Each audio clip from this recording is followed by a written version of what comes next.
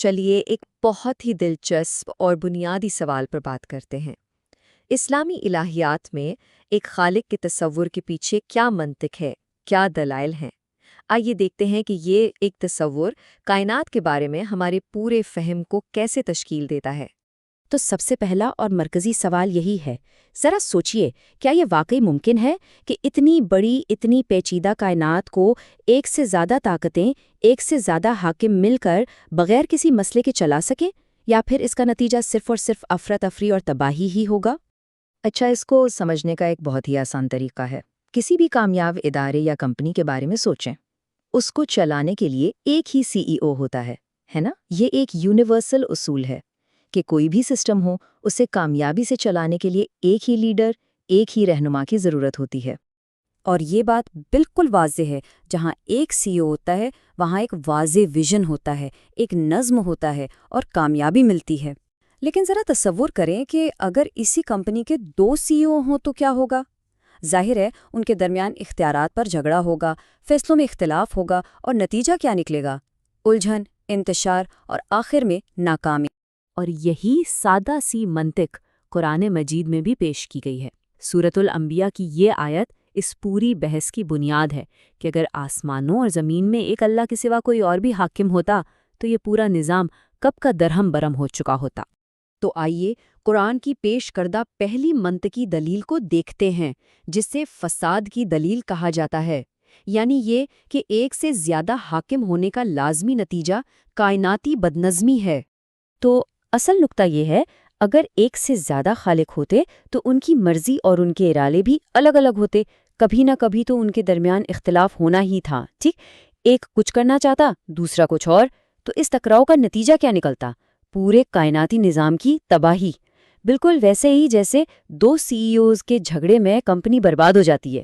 اچھا، یہ تو ہوئی فساد یعنی افراتفری کی دلیل۔ اب آتے ہیں دوسری دلیل پر، جو طاقت اور حاکمیت کی فطرت کا جائزہ لیتی ہے۔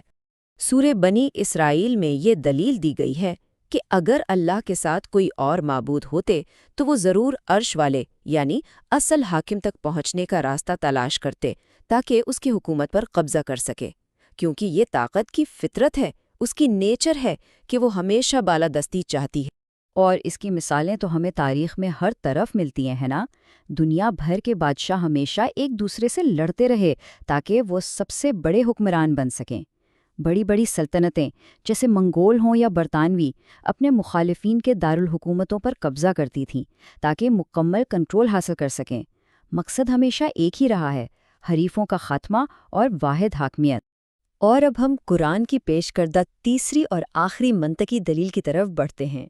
یہ دلیل سورہ المومنون میں بیان کی گئی ہے اور یہ بتاتی ہے کہ اگر خداؤں میں کوئی تنازع ہوتا تو اس کا نتیجہ کیا نکلتا۔ ذرا اس منظر نامے کا تصور کریں۔ اس دلیل کے مطابق سب سے پہلے تو خداؤں میں اختلاف ہوتا، پھر ہر خدا اپنے بنائی ہوئی مخلوق کو لے کر الگ ہو جاتا۔ اس کے بعد یہ الگ الگ گروہ ایک دوسرے پر غالب آنے کے لیے جنگ کرتے، اور آخر میں نتیجہ کیا ہوتا؟ یہ کائنات ٹکڑوں میں بٹ جاتی اور پورا نظام ہی تباہ ہو جاتا۔ لیکن جب ہم اپنے ارد گرد اس کائنات کو دیکھتے ہیں تو ہمیں کیا نظر آتا ہے؟ کیا کوئی جنگ، کوئی افراتفری نظر آتی ہے؟ نہیں، بالکل نہیں۔ اربوں سالوں سے یہ کائنات ایک ناقابل یقین حد تک کامل اور مربوط نظام کے تحت چل رہی ہے۔ یہ مشاہدہ ان تمام خیالی جھگڑوں اور تنازعات کو رد کر دیتا ہے۔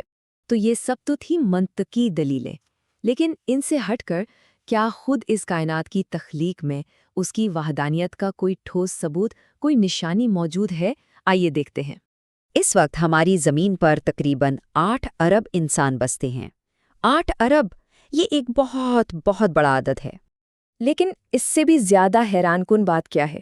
یہ کہ ان 8 ارب انسانوں میں سے کوئی ایک بھی دوسرے کی ہو بہو بالکل ایک جیسی کاپی نہیں ہے۔ ہر فرد اپنے آپ میں مکمل طور پر منفرد ہے۔ اور آج سائنس ہمیں بتا رہی ہے کہ یہ انفرادیت کتنی گہری ہے۔ ہر شخص کے فنگر پرنٹس الگ ہیں۔ ایک ہی انسان کے دائیں اور بائیں ہاتھ کے نشان تک ایک جیسے نہیں ہوتے۔ آنکھ کے پردے یعنی ریٹینا کا پیٹرن، جسم سے نکلنے والی حرارت کا عکس، سب کچھ منفرد ہے۔ یہاں تک کہ جو جڑواں بچے ہمیں بالکل ایک جیسے لگتے ہیں وہ بھی 100% ایک جیسے نہیں ہوتے۔ یہ تو جیسے ہر تخلیق پر ایک واحد خالق کی انفرادیت کی مہر لگی ہوئی ہے۔ تو آخر میں یہ سوال ہمارے سوچنے کے لیے رہ جاتا ہے کہ اگر ہر ایک تخلیق اربوں کی تعداد میں ہونے کے باوجود اتنی منفرد اور بے مثال ہے، تو پھر اس کو بنانے والا، اس کا خالق خود کتنا واحد، کتنا یکتا اور بے مثال ہوگا۔